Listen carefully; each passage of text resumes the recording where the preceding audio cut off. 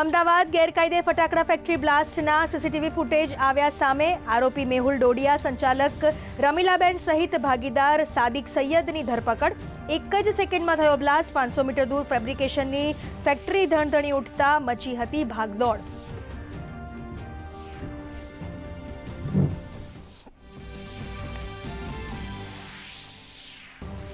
રાજ્યમાં વધુ એક જિલ્લામાં ચાંદીપુરાથી એક બાળકનું મોત. ભાવનગરના વલભીપુર તાલુકાના મેલાણા ગામના 7 વર્ષીય બાળકનું સારવાર દરમિયાન મૃત્યુ. આરોગ્ય વિભાગ થયું એલર્ટ.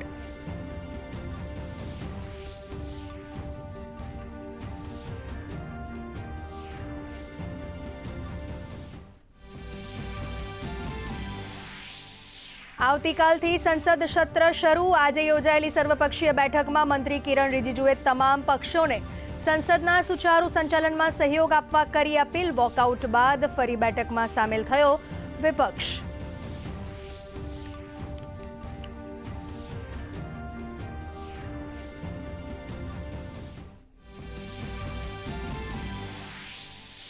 કેન્દ્રીય ગૃહમંત્રી અમિત શાહ આજે પશ્ચિમ બંગાળના પ્રવાસે કોલકાતામાં અમૂલના વિશ્વના સૌથી મોટા દહીં પ્લાન્ટનો કર્યો શિલાન્યાસ.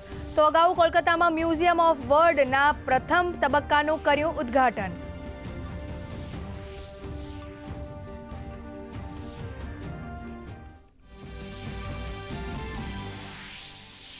ભારે વરસાદથી જમ્મુ કાશ્મીરના રાજૌરી અને પૂંછમાં જનજીવન અસરગ્રસ્ત. મોડી રાત્રે ભારે વરસાદથી 4 લોકોનું મૃત્યુ.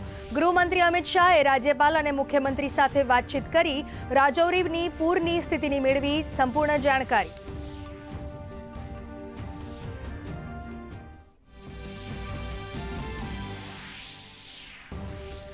આજે રાજ્યના 53 તાલુકામાં વરસાદ. વલસાડના પારડીમાં સૌથી વધુ 3.5 ઇંચ વરસાદ.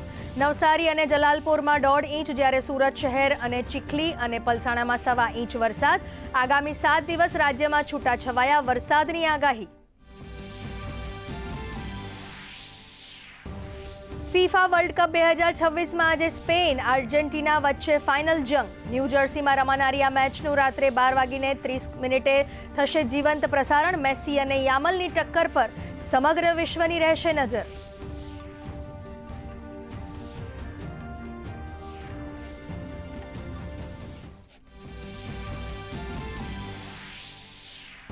લોર્ડ્સ ખાતે રમાઈ રહેલી ત્રીજી વનડેમાં ઇંગ્લેન્ડની મજબૂત શરૂઆત. 45 ઓવરમાં ઇંગ્લેન્ડની ટીમે 2 વિકેટના નુકસાન સાથે ફટકાર્યા 305 રન. પ્રિન્સ યાદવ અને પ્રસિદ્ધ ક્રિષ્નાએ ઝડપી 1-1 વિકેટ.